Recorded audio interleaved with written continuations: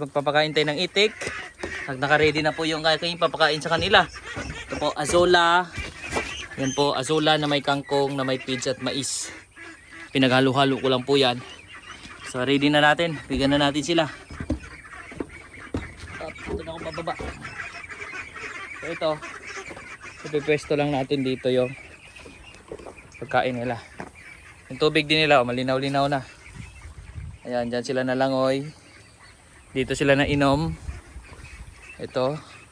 Tuloy-tuloy ang agos nitong tubig nila kasi ito ay galing sa bukal. Yan po. Mahina lang yung tubig na pinatakbo ko dito kasi ang malakas dun papunta sa may azola pond natin. Fish pond. Tsaka kangkungan.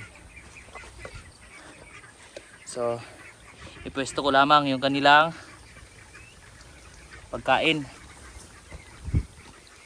Ito, para sila'y kain na.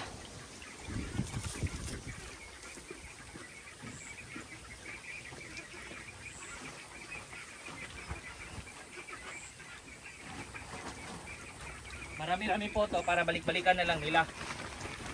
Maghapon nilang pagkain to. Mamaya hapon papakainin ko ulit sila. Pero ito, since marami pang matitira dito, so yan yung babalik-balikan nila.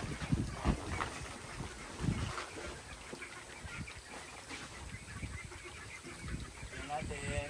Hello.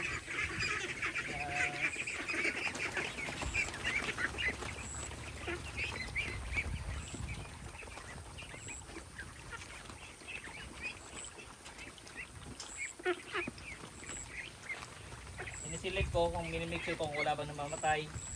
Pero nung nilagay ko naman dito, so parang hanggang ngayon wala naman pong namatay na. Wala naman itik.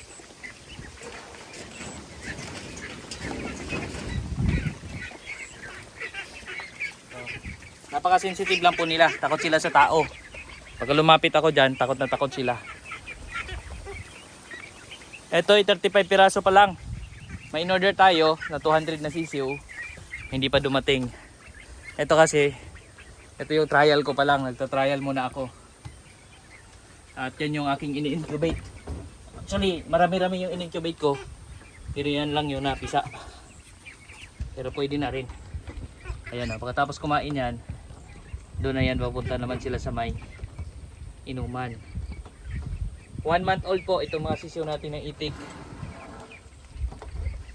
Napakalakas na po kumain. Pansin nyo, 35 piraso lang. Tapos ganun nakarami yung binibigay kong pagkain sa kanila. Ganun po kalakas kumain itong mga sisiw natin. Tapos yung kangkong, dyan naman sa labas na tinakuha yung azola. Ayun, yan yung azola pond. Ito fish pond yan na may azola din. Tsaka may mga kangkong. Tapos sa baba na ito, maraming kangkong dyan. Tsaka nilambat din namin yan. Pansin nyo yung mga kawayan nandun sa dulo. Yan o, yung mga nandun kawayan o.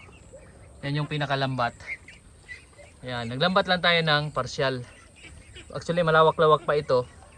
Pero nilambat namin yung kaya lang muna. At saka konti pa lang naman yung itik. Pag marami na sila, lawakan natin lambat. Para i-free-range ko sila dyan sa mas malawak na area. Tsaka dito po, isa po sa napakagandang lugar din. Nagagandahan ako dito sa area na ito. Tingnan nyo naman, napapalibutan po ito ng bundok. Ayan, bundok ang nakapaligid dito. Yan po.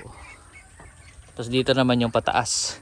Bala ko sa future kung mag-extend tayo, kung pala rin, kung okay yung pag-iitik natin, mag-expand pa tayo, maglalagay din ng mga bahay na dito ng itik na fix na. Yan, mga malalaking housing na kung sakali kapag ka pinalad. No? So yung ipapatayo naman nating housing, galing lang din dito sa itik. Kukunin natin dito sa inumpisahan natin mga itik din. Ayan, nalangoy na. Ayan, no, langoy na doon. Oh. Mababa na sila. So ang best pa talaga dyan, pag simentado yung kanila langoyan. Ngayon kasi hindi pa yan simentado. At yan na may naagos lagi kasi may bukal dito. So siguro okay naman sila dyan. Kasi masama din sa itik yung naka stagnant o steady lang yung tubig. Nakakasama sa kanila yon. Doon sila nagkakasipo, nagkakasakit. Kaya kailangan sa mga itik talaga yung malinis yung tubig nila. Although hindi naman totally sobrang linis. So, yung hindi naman ganoon ka maputi. Saka yung tubig nila yung lagi umaagos. Yan yung maganda sa itik. Yan po. Ang dami kong binigay kanina. Ayan naman, hindi nila maubos. Pag ganun, Usual kasi, kalahati nitong timba. Ito po yung timba ko yan. Kalahati yan yung nauubos nila. Pero pag sobra-sobra na dyan, halos puno, hindi nila kayo ubusin sa isang kainan. So, babalik-balikan pa nila yan mamaya. Mamayang hapon, babalik-balikan sila dyan nagkakain. So, dun sa unahan nito nga pala, yan, may mga kalsada dyan, oh. Ayun, oh, sa dulo. Ayun, kalsada yun doon. Tapos dyan sa kabila, dyan, may mga kalsada din yan dyan. So, dito naman, ang part nito, ang kalsada dun sa pag-akyat naman nitong, yan, sa taas nito, nandun yung kalsada. Papalibutan naman ng kalsada itong area na to. Ayan. So dito ang advantage ang gusto ko rito kasi katabi din mismo ng mga itik yung pinagkuhanan ko ng pagkain sa kanila. So yung aso lang kangkong. So nandito lang malapit. So hindi na ako mabibigatan sa pagdala lalo na kung marami sila na. So hindi na mahirap dalhin yung pagkain. Tapos may kuryente din ako pinatakbo dito. Yan. Kasi dito rin ang source namin ng tubig paakyat dun sa ibabaw. Kaya kailangan may kuryente para makapagpapaakyat din ng tubig. Although may mga setup tayo na solar, siguro mag-setup din ako ng solar sa sunod. Para dun sa inuman naman na iba pang itik kasi ito baka hindi na kayanin kasi plan ko magtayo ako ng housing ulit.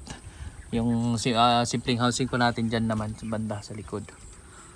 Okay, mga simpleng housing muna.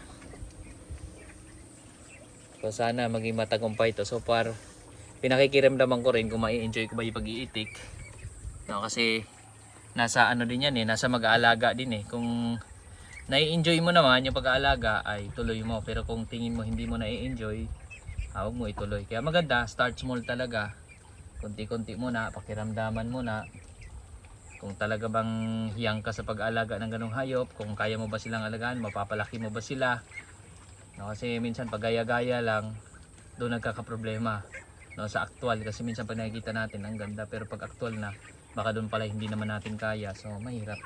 Kaya sa akin usual ganito muna, start small. Natuto na tayo sa mga nakaraan pa dati, no, nag-alaga tayo ng rabbit tapos hindi naman pala tayo, ang problema nun yung market, saka hindi ko rin masyadong na-enjoy yung rabbit namin kasi nga mabilis silang nakakasakit din sila, no, tapos sobrang maamoy din doon sa area, no. So dito yung itik actually maamoy din to kapag nasa ibabaw o stagnant yung area nila, tapos yung madumi nila maano rin talaga pag maselan ka.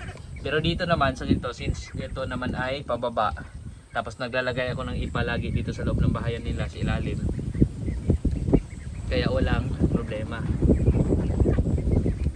hindi nag-aamoy, tsaka mabilis natutuyo yung mga dumi nila. Sa future gamitin natin fertilizer din yung mga dumi nila dun sa mga tanim natin mga gulay. Kasi dyan nagtatanim din tayo mga gulay dyan. Ayan yung ganda ng area ng mga itik natin dito. Sa ganitong lugar, either palayan or itikan. Ito mga itik patiros daw tawag dito. Mga native na itik yata ang tawag dito, no. So dito bagay na bagay sila kasi nga pwede sila i-free range tapos lambatin lang para hindi sila pumunta sa tanim ng mga palay na tatanim. Napakalakas ng hangin dito. Tumutunog na yung yero natin. Kaya napaka-presko po naman dito. So para kahit mainit dyan, tingin nyo mainit na dyan pero malamig. Dahil sa simoy ng hangin na mula sa mga bundok. Magkalaw yung mga halaman dito, mga dahon. Lakas ng hangin. So ayan po yung ating update muna dito sa mga itik natin. Muli po maraming salamat po.